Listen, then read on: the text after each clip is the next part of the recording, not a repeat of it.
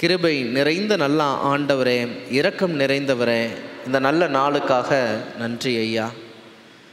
ஆண்டவரே, நீர் வேதத்தில் வைத்திருக்கிற உம்முடைய மகத்துவத்தை நாங்கள் தெரிந்து கொள்ளும்படியாக எங்களுக்கு வெளிப்படுத்த வேண்டுமாய் செபிக்கிறேன். என் சிந்தனையை ஆவியானவர் இறுக பற்றி கொள்ள வேண்டுமாயும், பரலோகத்தின் வார்த்தையை தவிர என் சுயநலமான வார்த்தை ஒன்றும் வெளிப்படாதபடிக்கு ஆண்டவரே, கேட்கிறவர்களுக்கு நம்பிக்கை கொடுக்கக்கூடிய கிருபை சார்ந்த, கிருபையினால் சாரமேற்ற வார்த்தைகள் என்னுடைய நாவிலிருந்து புறப்பட என்னை முழுமையாக சாஷ்டாங்கமாக தாழ்த்துகிறேன். என் ஜெபத்திற்கு இப்பொழுதே நீர் பதில் தந்து எனக்கு உதவி செய்ய வேண்டுமாய் பரலோகத்தை நோக்கி நான் கெஞ்சுகிறேன். இயேசுவின் ஈடு இணையற்ற நாமத்தினாலே இந்த ஜெபம் ஏறெடுக்கப்படுகிறது. ஜெபம் கேளும் நல்ல பிதாவே, ஆமேன், ஆமேன். ஒரு வருடத்தில் புத்தாண்டு பிறப்பது என்பது விசேஷமான கோலாகலமான ஒரு நிகழ்வு என்பது நமக்கு தெரிந்த ஒன்று. இந்த வருடத்தின் பிறக்கக்கூடிய ஜனவரி 1ஆம் தேதி மட்டும் புத்தாண்டாக கருதப்படுவது இல்லை. இன்னும் மதம் சார்ந்தும் மொழி சார்ந்தும் பலர் புத்தாண்டை வெவ்வேறு நாள் கொண்டாடுவது வழக்கமாக இருக்கும். ஆங்கில புத்தாண்டு ஒருவேளை ஜனவரி 1ஆம் தேதி கொண்டாடப்படக்கூடிய சூழ்நிலை இருந்தால், தமிழ் புத்தாண்டு என்பது ஏப்ரல் 14ஆம் தேதி கொண்டாடப்படக்கூடிய ஒன்றாக இருக்கிறது.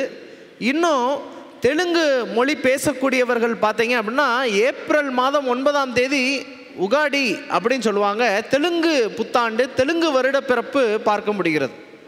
நீங்கள் மதம் கடந்து பார்த்தீங்க அப்படின்னா இஸ்லாமியர்கள் ஜூலை மாதம் கிட்டத்தட்ட ஒரு 15-17ஆம் தேதியில் பார்த்தீங்கன்னா மொஹரம் அப்படின்னு சொல்லிட்டு அவர்களுடைய புத்தாண்டையும் கொண்டாடுவதை பார்க்க முடிகிறது. ஒரு பக்கம் ஆங்கில புத்தாண்டு பிறக்கிறது, ஒரு பக்கம் தமிழ் புத்தாண்டு பிறக்கிறது, ஒரு பக்கம் தெலுங்கு புத்தாண்டு பிறக்குது, மதம் கடந்து புத்தாண்டு பிறக்குது. இப்படி புத்தாண்டு பிறப்பதை நம்மை சுற்றிலும் நடக்கக்கூடிய ஒரு கோலாகல நிகழ்வாக பார்க்க முடிகிறது. இந்த புத்தாண்டு வந்தாலே சில விஷயம் ரொம்ப ஸ்பெஷலாக இருக்கும். அது என்ன ஸ்பெஷல் அப்படின்னா, சிலர் புது வீடு கட்டினாங்க அப்படின்னா அந்த புத்தாண்டு நேரத்தில் அந்த வீட்டிற்குள்ளாக நுழைய வேண்டும் என்ற எண்ணம் கொண்டு இருக்கக்கூடியவர்களாக இருப்பாங்க. சிலர் புத்தாண்டு அன்றைக்கு சில வாகனங்களை, கார் வாங்குறவங்களோ இல்லை பைக் வாங்குறவங்களோ புத்தாண்டுக்கு அந்த பொருள் கைக்கு கிடைக்கும்படியாக நினைக்கக்கூடிய சிலர் இருக்கத்தான் செய்கிறார்கள். அதைவிட புத்தாண்டு என்ற உடனே புத்தாடை நம்முடைய ஞாபகத்துக்கு வருகிறது. இன்றைக்கி கூட சில்ட்ரன்ஸ் ஹாப் ஸ்கூலில் இந்த வருஷம் புதுசாக என்ன கிடச்சிச்சின்னு கேட்டால் புது ட்ரெஸ்ஸு மட்டும் இல்லை, புது ஷூ கூட கிடச்சிச்சின்னு ஒரு குழந்தை சொன்னதை கேட்க முடிந்தது. அப்போ புது ட்ரெஸ்ஸு கிடச்சிருக்கு, ஒரு சிலருக்கு புது வெஹிக்கிள் வாகனம் கிடச்சிருக்கு, புது ஷூ கிடச்சிருக்கு. அது மட்டும் அல்ல, இன்னும் சில விஷயம் சொல்லணும் அப்படின்னா கேலண்டர் புதுசாக கிடச்சிருக்கு. ஒரு சிலருக்கு பரிசாக புது டைரி எழுதுவதற்கு கிடச்சிருக்கு. இன்னும் சொன்னால் சில சபைகளில் அன்னைக்கு தான் அந்த நிகழ்வை ஒட்டி தான் புது பெயிண்டிங் என்ன பண்ணியிருப்பாங்க, அடிச்சிருப்பாங்க. இப்படி புத்தாண்டு அப்பொழுது புத்தாடை கிடைப்பதோ, புதிதாக புது பொலிவுடன் டெக்கரேட் பண்ணி பெயிண்ட் அடித்து ரொம்ப விஷயம் புதுசாக பார்க்க முடியுது. கேலண்டர் புதுசு, ஷூ புதுசு, ட்ரெஸ்ஸு புதுசு, சுற்றி உள்ள எல்லாமே புதுசு. என்னுடைய மனதுக்கு எழும்பின ஒரே கேள்வி, புத்தாண்டு பிறந்தது, நான் பிறந்தேனா மறுபடியும் என்பது என்னுடைய மனதின் ஒரு கேள்வியாக இருந்தது. அப்போ புத்தாண்டு பிறந்தது, நான் மறுபடியும் பிறந்தேனா என்பது கேள்விக்குறியாக இருக்கிறது.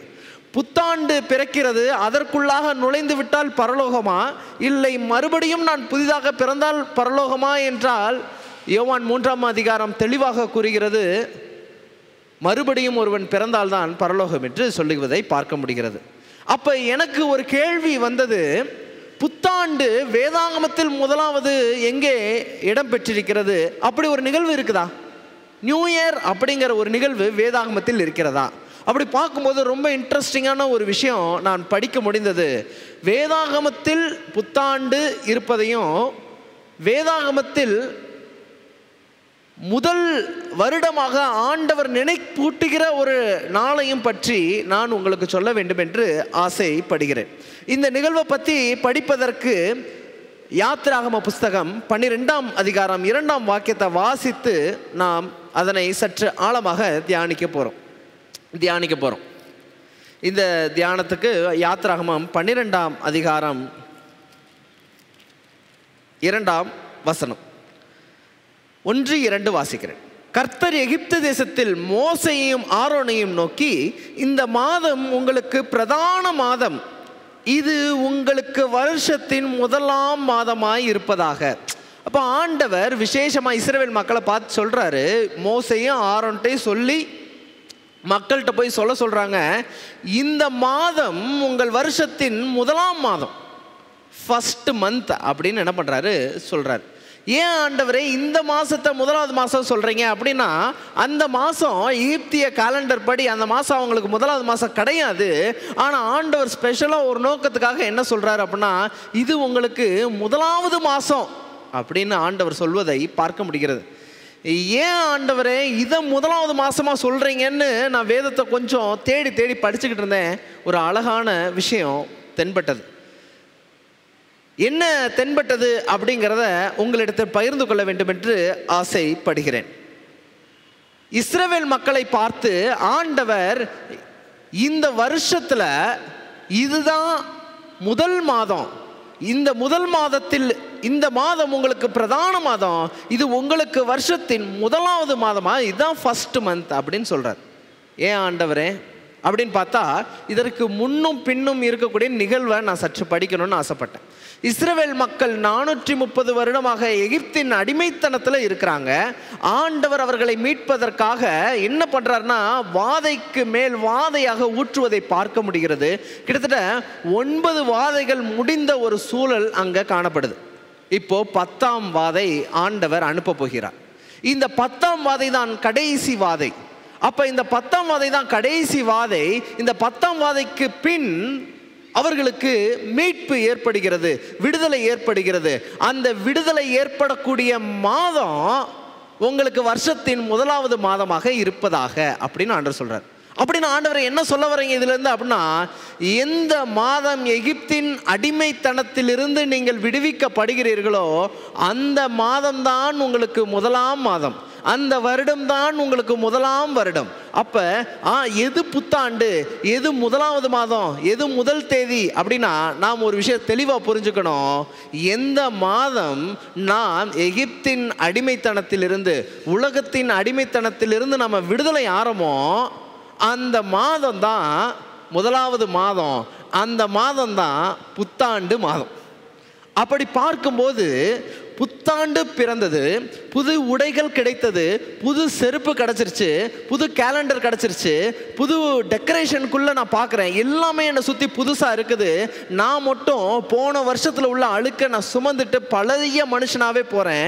எனக்குள்ளே உள்ள கோபம் இன்னும் மாறலை, எனக்குள்ளே உள்ள வெறுப்பு எனக்கு இன்னும் மாறலை, எனக்குள்ளே உள்ள பெருமை இன்னும் மாறலை, எனக்குள்ளே உள்ள அந்த குறை கண்டுபிடிக்கிற சுபாவம் மாறலை, எனக்குள்ளே இருக்கக்கூடிய அந்த புறங்கூறி பழக்கம் எனக்கு மாறல, இன்னும் எனக்குள்ள மற்றவர்களை அற்பமா எண்ணுகிற சுபாவம் மாறல, எனக்குள்ள இன்னும் சுயநீதி மாறல, எனக்குள்ள இன்னும் வேதத்தில் சொல்லப்படக்கூடிய கர்த்தரை சார்ந்து இருக்கிற வாழ்க்கை எனக்கு இல்லை, எனக்குள்ள இன்னும் மன்னிக்கிற சுபாவம் மாறல.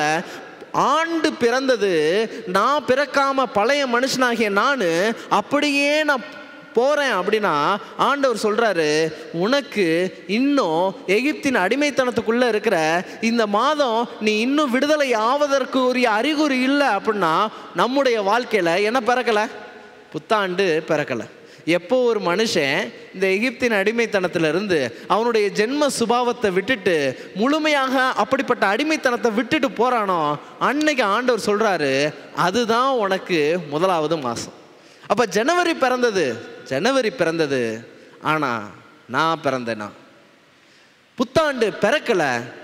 எப்போ தான் பிறக்கும் அப்படின்னா, நான் புது மனுஷனா எகிப்தின் அடிமைத்தனத்திலிருந்து விடுவிக்கப்பட்டு எப்பொழுது நான் ஆண்டவருக்கு ஒப்பு கொடுக்கிறேனோ அப்பொழுது தான் புதிதாக மாதம் பிறக்கிறது, புதிதாக ஆண்டு பிறக்கிறதுங்கிறத நாம் புரிஞ்சுக்கணும். அப்போ இந்த செய்தி மிகவும் சுருக்கமான ஒரு நங்கூரமான ஒரு விஷயம் என்னன்னா, புத்தாண்டு பிறந்தது, வேதத்தில் புத்தாண்டு இருக்கிறதா என்று பார்த்தால் ஆண்டவர் சொல்றாரு இது உங்க வருஷத்துல முதலாவது மாசம் அப்படின்னு சொல்றாரு. ஏன் ஆண்டவரை இஸ்ரேல் மக்களை பார்த்து அதை சொல்றீங்கன்னு சொல்லி கேட்டா, அந்த மாதம் தான் அவர்கள் எகிப்தில் இருந்து விடுவிக்கப்பட்ட மாதம். அப்படிப்பட்ட விடுவிக்கப்பட்ட மாதத்தை ஆண்டவர் முதலாவது மாதம்னு சொல்றாரு. அப்ப நம்ம வாழ்க்கையில எது புத்தாண்டு, எது முதலாவது மாதம், நம்ம வாழ்க்கையில எது ஜனவரி மாசம் அப்படின்னு யோசிச்சு பார்த்தா, என்றைக்கு நம்முடைய வாழ்க்கையில இயேசுவை ஏற்றுக்கொண்ட பிற்பாடு அந்த எகிப்தின் அடிமைத்தனங்கள், எகிப்தின் சுபாவங்கள், உலகத்தின் சுபாவங்கள், ஜென்ம சுபாவங்கள்லாம் விட்டு ஒளிந்து போகிறோமோ, அன்னைக்கு தான் நம்ம வாழ்க்கையில ஒரு புத்தாண்டு, அன்னைக்கு தான் நம்ம வாழ்க்கையில ஒரு நியூ இயர், அன்னைக்கு தான் நம்ம வாழ்க்கையில புதிய வருஷம் அப்படிங்கிறத நம்ம புரிந்து கொள்ள வேண்டும். சரி, இப்படிப்பட்ட ஒரு அனுபவத்துக்குள்ள போறதுக்கு இரண்டு விஷயத்தை மட்டும் நான் உங்களுக்கு சொல்லணும்னு ஆசைப்படுறேன். ரெண்டு விஷயம், ரொம்ப சிம்பிள். இந்த மக்கள் இப்படிப்பட்ட விடுதலைக்குள்ளாக ஆண்டவர் இவங்களை மீட்டு இதான்ப்பா ஃபர்ஸ்ட் இயர் அப்படின்னு சொல்றதுக்கு காரணம் என்னன்னா, அந்த எகிப்தின் வாழ்க்கை அவர்களுக்கு மிகவும் கடினமானதாக இருந்ததுனால அவங்க ஆண்டவரை நோக்கி கூக்குரல் இட்டார்கள் என்று யாத்திராகமம் 3ஆம் அதிகாரம் 7வது வசனத்தில் வாசிக்க முடியுது. நான் வாசிக்கிறேன், யாத்திராகமம் 3:7 வாசிக்கிறேனே. யாத்திராகமம் 3ஆம் அதிகாரம் 7ஆம் வாக்கியம். அப்பொழுது கர்த்தர், எகிப்தில் இருக்கிற என் ஜனத்தின் உபத்திரவத்தை நான் பார்த்து ஆளோட்டிகளின் நிமித்தம் அவர்கள் இடுகிற கூக்குரலை கேட்டேன், அவர்கள் படுகிற வேதனைகளையும் அறிந்திருக்கிறேன். சரி, இப்போ ஒரு இன்ட்ரெஸ்டிங்கான விஷயம். இப்போ இந்த எகிப்தின் வாழ்க்கை, உலகத்தின் பாவ வாழ்க்கைக்குள்ளே நம்ம இருக்கும்போது நாம் கூக்குரல் இருக்குமா, ஆண்டவரே எனக்கு தெரியுது நான் இந்த மாதிரி தவறு செய்கிறேன், ஆனால் என்னால் மாற்றிக்க முடியல, எனக்கு இந்த சுபாவத்திலேருந்து எனக்கு விடுதலை தாங்கன்னு நம்முடைய கூக்குரல் பரலோகத்தை நோக்கி எட்டுகிறதா? ஆண்டவரே, நான் நினைக்கிறேன் என்னுடைய மனைவியின் இடத்துல கோபப்படாமல் இருக்குன்னு நினைக்கிறேன், என்னுடைய கணவனை நான் புரிந்து கொள்ளணும்னு நான் நினைக்கிறேன், என் பிள்ளைகளை சரியாக நான் பார்த்துக்கணும்னு நினைக்கிறேன், நான் எஜமானாக இருக்கிற வேலையாட்களை சரியாக கையாளணும்னு நினைக்கிறேன், ஆனாலும் இந்த உலகத்தின் ஜென்ம சுபாவம் என்னை ஆளுகை செய்கிறது, நான் விடுதலை ஆகணும் அப்படின்னு சொல்லிட்டு பரலோகத்தை நோக்கின ஒரு கூக்குரல் இருக்குதா? எந்த ஜனம் ஆண்டவரே நான் விடுதலை ஆகணும்னு கூக்குரல் இடுதோ அந்த ஜனத்துக்கு ஆண்டவர் சொல்றாரு, இது உங்களுக்கு வருஷத்துல முதல் மாசம் அப்படின்னு. ஏன்னா நீங்க விடுதலை ஆக போறீங்க. பரலோகத்தை தொடுற அளவுக்கு பாவத்தின் கூக்குரல் இருக்குதா? அநேக நேரத்தில் நம்ம பிரசங்கம் கேட்குறோம், அநேக நேரத்தில் நம்முடைய சுபாவம் மாற்றிக்க முடியாமல் கஷ்டப்படுறோம், அநேக நேரத்தில் இதை மேற்கொள்ள முடியலேன்னு ஆண்டவர்கிட்ட தவிக்கின்ற தவிப்பு நமக்கு இருக்கிறதா? ஒரு பக்கம் இப்படிப்பட்ட தவிப்போடு கூக்குரலோடு நாம் இருக்கும்போது அந்த கூக்குரல் பரலோகத்தை கேட்டு, ஆண்டவர் இந்த மாதம் உன்னை விடுதலை ஆக்குறேன்பா, இந்த மாதம் உனக்கு புத்தாண்டாக இருக்கும், இந்த மாதம் உனக்கு வருஷத்துடைய முதல் மாதம் அப்படின்னு ஆண்டவர் சொல்லுவார். சில நேரத்தில் பாருங்கள், சிலருக்கு பார்த்தீங்கன்னா, ஐயோ நான் பிரசங்கம் கேட்குறேன், எத்தனையோ காலைல பாஸ்டர் கேட்டார், ஆனாலும் எனக்கு மற்றவங்களை குறை சொல்லாமல் இருக்க முடியல, பாஸ்டர் இந்த வசனத்தை பைபிள்லேருந்து நான் கேட்டேன், இருந்தாலும் ஒருத்தவங்களை பற்றி நான் அந்த இடத்துல தவறாக பேசிட்டேனே அப்படின்னு சொல்லிட்டு ஒரு சிலருக்கு குத்தப்படக்கூடிய சுபாவம் இருக்கும். ஒரு சிலரை பற்றி நான் சொல்ல வேண்டும் என்று ஆசைப்படுகிறேன்.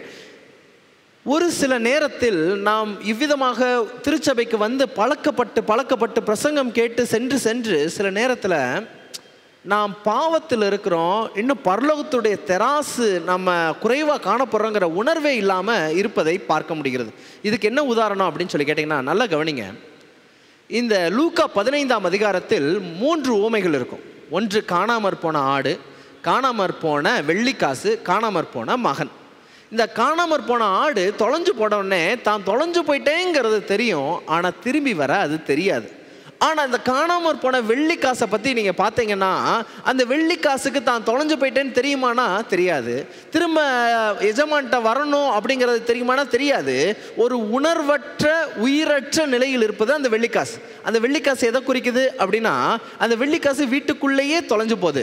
சில நேரத்தில் ஜப வீடாகிய திருச்சபைக்குள்ளேயே சில ஆத்மாக்கள் தான் தொலைந்து விட்டேன் என்ற எண்ணமே இல்லாமல் உணர்வற்ற நிலையில் இருப்பதை பார்க்க முடிகிறது. சம்டைம்ஸ் பிரசங்கம் கேட்டால் கூட இந்த பிரசங்கம் இவருக்கு பொருத்தமாக இருக்கும் அப்படின்னு சொல்லக்கூடிய ஒரு எண்ணமாக இருக்கும். ஒருவேளை பிரசங்கம் கேட்டு அது இந்த வாரம் சர்ச்சுக்கு போனோம், நம்மளுடைய டியூட்டி என்ன? சர்ச்சுக்கு போய் சாபத் ஸ்கூல் ஓய்வு நாள் பாடம் படிக்கணும், பிரசங்கம் கேட்கணும், வீட்டுக்கு வரணுங்கிறது என்னுடைய கடமை, என்னுடைய பாரம்பரியம் இல்லை, ஒரு கடமை, ஒரு ரெகுலர் ஹேபிட், அது ஒரு எனக்கு பழக்க வழக்கம் அப்படின்னு சொல்லிட்டு நான் போயிட்டு வரேன்னா இல்லை.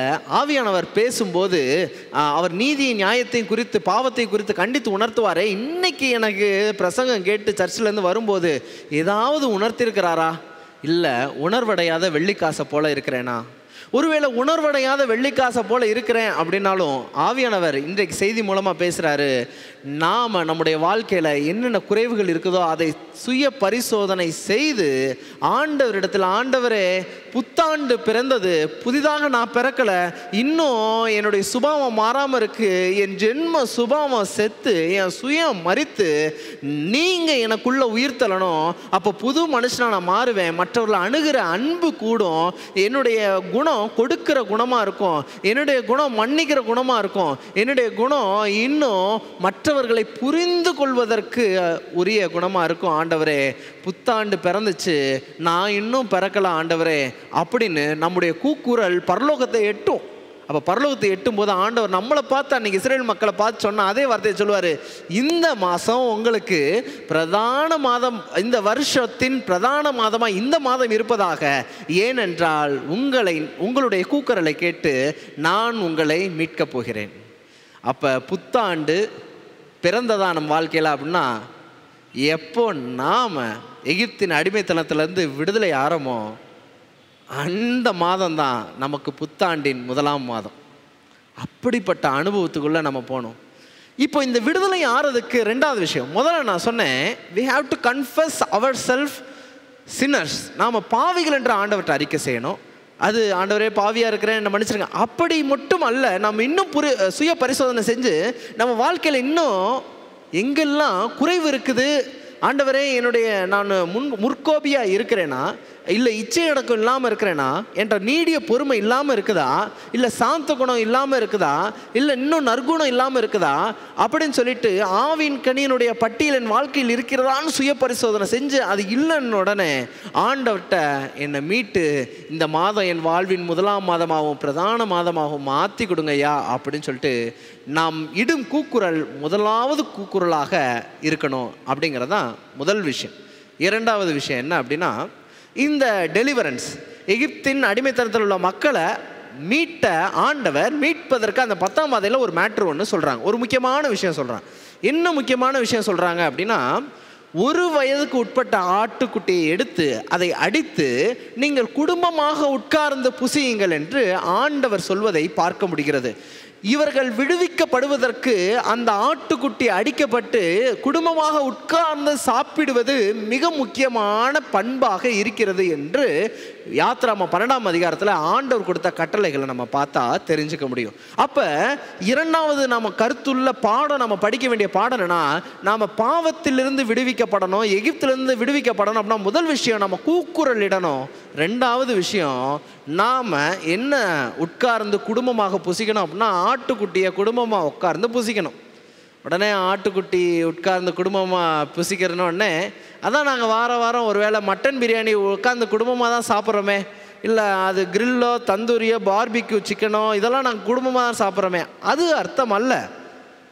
ஆட்டுக்குட்டியானவரை நடுவில் வைத்து அவருடைய அன்பு, அவருடைய தியாகம், அவருடைய வழி, அவருடைய வாஞ்சை, அவருடைய விருப்பம், அவருடைய நோக்கம், அவருடைய சிந்தை எல்லாத்தையும் உக்காந்து குடும்பமாக, எந்த குடும்பம் தினமும் ஆட்டுக்குட்டியானவரை எடுத்து தன்னுடைய வாழ்க்கையில் புசிக்கிறதோ அந்த குடும்பத்துக்கு இந்த வருடத்தின் முதலாம் மாதம் இதுதான் அப்படின்னு ஆண்டவர் சொல்கிறார்.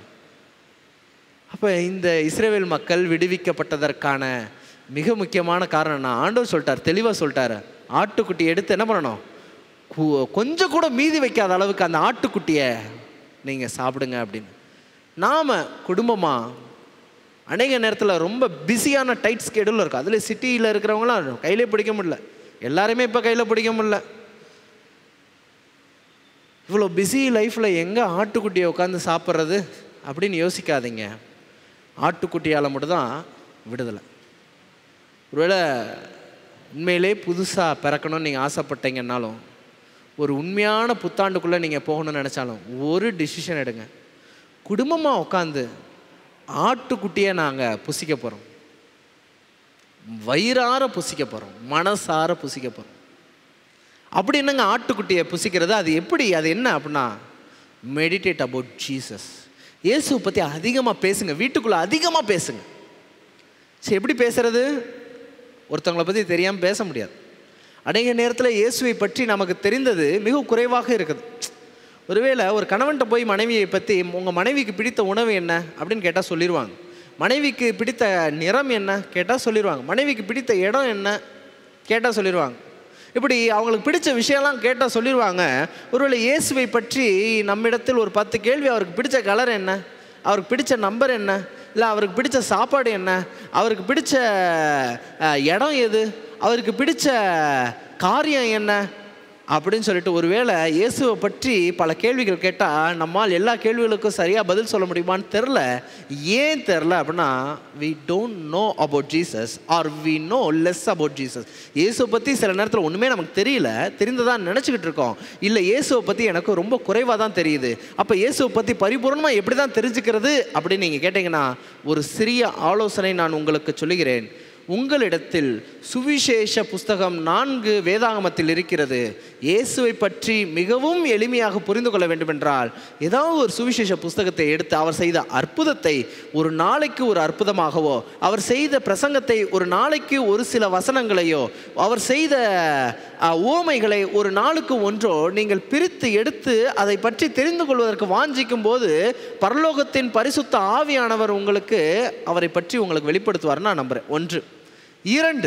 2, ஒருவேளை உங்களுக்கு வாசிக்க விரும்புகிற பழக்கம் இருந்தால், இயேசுவை பற்றின மிகப்பெரிய பிரகாசமாக கொடுக்கப்பட்ட பிரகாசம் என்ன அப்படின்னா, யுகங்களின் வாஞ்சை என்ற ஒரு புத்தகம் இருக்கிறது. அந்த புத்தகம் இப்போ 2 வால்யூமாக 3 வால்யூமாக பிரிண்ட் ஆகி வந்திருக்குது. அந்த புத்தகத்தை நீங்கள் பெற்றுக்கொண்டு உங்கள் வாழ்க்கையில் குடும்பமாக உட்காந்து ஒரு 2 பக்கம் 3 பக்கமாக டெய்லி வாசிக்க பாருங்கள். அவர் சின்ன வயசில் எப்படி வளர்ந்தார், எப்படிப்பட்ட குடும்பத்தில் அவர் கஷ்டப்பட்டார், சுற்றிலும் உள்ள மக்கள் எப்படியாக இருந்தாங்கன்னா, அவர் பிறப்பிலிருந்து அவர் உயிர் தெழுந்து பரலோகம் போன வரைக்கும் அவர் வாழ்க்கையில் நடந்த நிகழ்வு ஃபுல்லாக அழகாக பதிவு செய்யப்பட்ட ஒரு புத்தகம் இந்த யுகங்களின் வாஞ்சைங்கிற புத்தகம். அப்போ இயேசுவை பற்றி அதிகமாக தெரிஞ்சுக்கிறது தான் ஆட்டுக்குட்டியை நடுவில் வச்சு குடும்பமாக புசித்து சாப்பிட்றது. அப்போ எளிமையாக சுவிசேஷ புஸ்தகம் படிக்க முயற்சிங்க குடும்பமாக. இல்லை, யுகங்களின் வாஞ்சை புஸ்தகத்தை எடுத்து படிங்க. என்னைக்கு நாம் இந்த ஜென்ம சுபாவத்திலிருந்து விடுவிக்கப்பட்டு ஆவியின் சிந்தைக்கு நாம் மாறுறோமோ, என்னைக்கு புது மனுஷனாக நான் மாறுறேனோ அந்த மாதம்தான் நான் எகிப்தின் அடிமைத்தனத்திலிருந்து விடுவிக்கப்பட்டு நான் புறப்படுகிறேனோ அந்த மாதம்தான் என் வருஷத்தின் 1வது மாதம். அப்படி வருஷம் பிறந்துருச்சு, புது ட்ரெஸ்ஸு கிடச்சிருச்சு, சுற்றி உள்ள எல்லாமே புதுசாக இருக்குது, புது கேலண்டர் கிடச்சிருச்சு, எல்லாமே உங்களை சுற்றி புதுசாக இருக்கலாம். ஆனால் நாம் இன்னும் பழசாக இருக்கலாம். நம்முடைய புத்தாண்டு இன்னும் பிறக்கவில்லை. எப்பொழுதுதான் பிறக்கும் என்றால், நாம் புதிய மனிதர்களாக பிறக்கும்போது தான், எகிப்தின் அடிமைத்தனத்திலிருந்து விடுவிக்கப்படும் போது தான் புத்தாண்டு பிறக்கும். புதிய நபர்களாக நாம் பிறப்போம் என்பதை நான் இந்த நேரத்தில் பதிவு செய்கிறேன். அப்படி பிறப்பதற்கான 2 காரியங்கள், நீங்கள் உங்களை பரிசோதித்து பார்த்து உங்களுடைய பலவீனங்களை ஆண்டவரிடத்தில் கூக்குரலிடுங்கள். அவர் உங்களை விடுவித்து உங்களுடைய வருடத்தை புது வருடமாக துவங்க அவர் காத்திருக்கிறார். 2வது, குடும்பமாக சேர்ந்து இயேசுவை பற்றி அதிகமாக படியுங்கள், சிநேகியுங்கள், அவரை பற்றி சிந்தியுங்கள், அவரை பற்றி வீட்டில் அதிகமாக பேசுங்க. ஒரு சில நேரத்தில் தொழிலில் உள்ள பிரச்சனைகளை வீட்டில் நம்ம பேசுவது வழக்கமாக இருக்கும். ஒரு சில நேரத்தில் உறவினர்களில் சில பேர் நமக்கு கசப்பு உண்டாக்குனாங்கன்னா அவங்கள பற்றின பேச்சு நம்முடைய குடும்பத்தின் வட்டாரத்தில் இருக்கும். ஒரு சில நேரத்தில் ஒருவேளை நம்முடைய போதகர் இவ்விதமாக செய்து விட்டாரோ அப்படின்னு சொல்லிட்டு பாஸ்டர் ஒரு கான்வர்சேஷனுடைய முக்கியமான நபராக இருப்பார். இப்படி ஒரு நபரை பற்றியோ இல்லை மற்றவரை பற்றியும் பேசுவதை காட்டிலும் இயேசு நம்முடைய பேச்சின் மையமாக இருந்தார் என்றால் பரலோகம் நமக்கு அருகில் என்பதை புரிந்து கொள்ளலாம். புத்தாண்டு நமக்கு அருகில் இருக்கிறது என்பதை புரிந்து கொள்ளலாம். அதனால் இன்றைக்கு புத்தாண்டு பிறக்கவில்லை என்று நான் சொல்லுகிற காரியம், நாம் இன்னும் புதிதாக பிறக்காத வரை நமக்கு புத்தாண்டு பிறக்கவில்லை. புத்தாண்டு ஒரு மனிதனுக்கு எப்பொழுதுதான் பிறக்கிறது என்றால், நாம் எகிப்தின் அடிமைத்தனத்தை விட்டு மறுபடியும் நாம் பிறக்கிறோமோ அந்த மாதம்தான் முதலாவது மாதம். அந்த மாதம்தான் நாம் விடுவிக்கப்பட்ட மாதம். அப்படிப்பட்ட ஒரு புதிய வருஷத்துக்குள்ளே நாம் கடந்து போனோம். ஒருவேளை என்னுடைய தலைப்பு நெகட்டிவாக இருக்கலாம், புத்தாண்டு பிறக்கலன்னு. ஆனால் நம்பிக்கையோடு நான் முடிக்கிறேன், இனி எல்லோருடைய வாழ்க்கையிலும் பிறக்கப் போகிறது. நாம் இயேசுவுக்கு ஒப்பு கொடுப்போம், இயேசுவை குடும்பமாக புசிப்போம், ருசிப்போம், அவர் அன்பை எல்லோருக்குமே பதிவு செய்வோம், பறைசாற்றுவோம். தேவன் தாமே கொடுத்த இந்த நல் வாய்ப்புக்காக நான் நன்றி தெரிவிக்கிறேன். ஒரு சிறிய ஜெபம் செய்து இந்த ஆராதனையை நிறைவு செய்ய வேண்டும் என்று ஆசைப்படுகிறேன். யாவரும் எழுந்து நிற்போம். நான் ஒரு சிறிய ஜெபம் செய்து இந்த ஆராதனையை நிறைவு செய்ய விரும்புகிறேன். கிருபை நிறைந்த நல்ல ஆண்டவரே, இரக்கம் நிறைந்தவரே, ஆண்டவரே, இந்த இஸ்ரவேல் மக்களுடைய வாழ்க்கையில் வருடக்கணக்கான அடிமைத்தனம் ஆண்டவரே, ஆண்டவரே, இன்றைக்கும் நாங்களும் ஆண்டவரே சில நேரங்களில் கண்களுக்கு இனிமையான காரியங்களில் அடிமைப்பட்டு இருக்கக்கூடிய நண்பர்கள் எங்களுடைய திருச்சபையிலும் ஆண்டவரே பார்த்து கொண்டிருக்கிற நண்பர்களாகவும் இருக்கலாம். கண்களில் விருப்பமானவைகளை கண்டு பாவத்திலே உழன்று இருக்கக்கூடிய நபர்களாக இருக்கலாம். ஆண்டவரே, ஒருவேளை ஆண்டவரே இச்சையடக்கம் இல்லாமல் பல காரியங்களில் நாங்கள் தோல்வி பெற்று கொண்டிருக்கிற நபர்களாக இருக்கலாம். ஆண்டவரே, எங்கள் வாழ்க்கையில் இன்னும் உங்களுக்கு முரணான வாழ்க்கையை நாங்கள் வாழ்ந்து கொண்டு இருக்கிற எகிப்தின் அடிமைத்தனத்தில் பல மாதங்களாகவும் பல வருஷமாகவும் இருக்கலாம். ஆனாலும் ஆண்டவரே, யார் ஒரு நபர், ஐயா நான் இப்படி இருக்கிறேன், என்னை மாற்றுங்க, நான் வாஞ்சிக்கிறேன்னு ஒரு மனுஷன் கூக்குரல் இடுறானோ, அவனுடைய கூக்குரலை கேட்டு பரலோகத்தின் தேவன் மீட்கிறதுக்கு ஆலோசனை சொல்கிறீங்கன்னு நாங்கள் வாஞ்சிக்கிறோம். ஆண்டவரே, அப்படிப்பட்ட ஒரு கூக்குரல் எங்களுடைய கூக்குரலாக இருக்கட்டும். கேட்கிற நபர்களுடைய இருதயத்தை நீங்கள் தொட்டு, என்னிடத்தில் ஒரு குறைவும் இல்லை அப்படின்னு உணர்வில்லாத ஒரு இருதயம் இருந்தால் கூட ஆவியானவர் அந்த இருதயத்தை நொறுக்கி பரலோகத்திற்கு ஏதுவாக, நாங்கள் அனைவரும் பாவிகள், எங்களுக்கு இரட்சகர் தேவை, நாங்கள் மீட்கப்பட கூக்குரல் அவசியம் என்பதை புரிய வைக்க நீர் உதவி செய்ய வேண்டுமாய் செபிக்கிறோம். ஆண்டவரே, அப்படி கூக்குரல் இடுகிற ஒவ்வொருவருடைய குடும்பத்திலும் மீட்கப்படுவதற்கென்று ஒரு ஆட்டுக்குட்டி இரத்தம் சிந்திருக்கிறது என்பது நம்பிக்கையான செய்தி. ஆண்டவரே, அப்படிப்பட்ட ஆட்டுக்குட்டியானவரை எங்களுடைய குடும்பத்தில் நாங்கள் மையமாக வச்சு நாங்கள் அனுதினமும் புசிக்க ஆசீர்வதிங்க. ஆண்டவரே, குடும்பத்தில் நாங்கள் ஒருவேளை எங்களுடைய உரையாடலின் முக்கிய நபராக வைத்திருக்கலாம். ஆனால் இன்றைக்கி எங்கள் குடும்பத்தில் அதிகமாக பேசப்படுற ஒரு நபர் இயேசுவை பற்றி பேசணும். ஆண்டவரே, இயேசு இதயத்தை மாற்றுறாரு, சுபாவத்தை மாற்றுறாரு, கோபத்தை மாற்றுறாரு அப்படிங்கிற அந்த அழகான அதிசயம் எங்கள் இதயத்தில் நிகழணும். ஆண்டவரே, புத்தாண்டு பிறந்துருச்சு, நாங்கள் இன்னும் பிறக்கலை. நாங்கள் பிறக்க வாஞ்சித்து ஜெபம் செய்கிறோம். அப்படி வாஞ்சிக்கிற ஒவ்வொரு ஆத்மாவுக்கும் ஆண்டவர் ஆசீர்வதித்து இந்த மாதம் வருஷத்தின் முதலாம் மாதமாய் இருந்து ஆண்டவர் விடுதலையின் மாதமாக மாற்றி தந்து ஒரு புத்தாண்டு உண்மையான பிறப்பின் புத்தாண்டாக மாறவும், எங்கள் வாழ்க்கை மறுபிறப்பின் அனுபவமுள்ள வாழ்க்கையாகவும் புதிதாக நாங்கள் பிறந்து புதிதாக இந்த வருடத்திற்குள்ளாக கடந்து செல்ல கிருபை செய்ய வேண்டுமாய் செபிக்கிறோம். ஆண்டவரே, ஒருவேளை நாங்கள் பழைய வருடத்தில் ஆண்டவரே குஷ்டரோகி நாகமானை போன்று எங்கள் வாழ்க்கை அருவருக்கத்தக்கதாக இருந்தால் கூட, குணமடைந்த 7 தரம் ஸ்நானம் செய்து குணமடைந்த நாகமானை போன்று, அந்த குழந்தை தோலை உடைய நாகமானை போன்று நாங்களும் குழந்தை சுபாவத்தோடு மாற வாழ ஆசீர்வதிக்க வேண்டுமாய் செபிக்கிற ஆண்டவரே, இந்த ஜெபம் எவ்வளவு உத்தமமாகவும் ஏக்கத்தோடும் வாஞ்சித்தும் உம்முடைய சமூகத்தில் கதறுகிறது அப்படிங்கிறத நீங்கள் அறிவிங்க. எங்கள் ஏக்கம் அநேகருடைய இருதயத்தை நீங்கள் மாற்றி எங்களுடைய ஜெபத்துக்கு பதில் தர வேண்டுமாய் செபிக்கிற ஆண்டவரே, உம்முடைய வார்த்தை எங்களை மாற்றணும்னு நாங்கள் நம்புகிறோம். இயேசுவின் ஈடு இணையற்ற நாமத்தினால நாங்கள் இந்த ஜெபத்தை ஏறெடுக்கிறோம். ஜெபங்களும் நல்ல பிதாவே, ஆமேன், ஆமேன். நாத்துமாவே கர்த்தரை ஸ்தோத்ரி, என் முழு உள்ளமே பரிசுத்த நாமத்தை ஸ்தோத்ரி. நாத்துமாவே கர்த்தரை ஸ்தோத்ரி, கர்த்தர் செய்த சகல உபகாரங்களையும் மறவாதே. ஆமேன், ஆமேன்.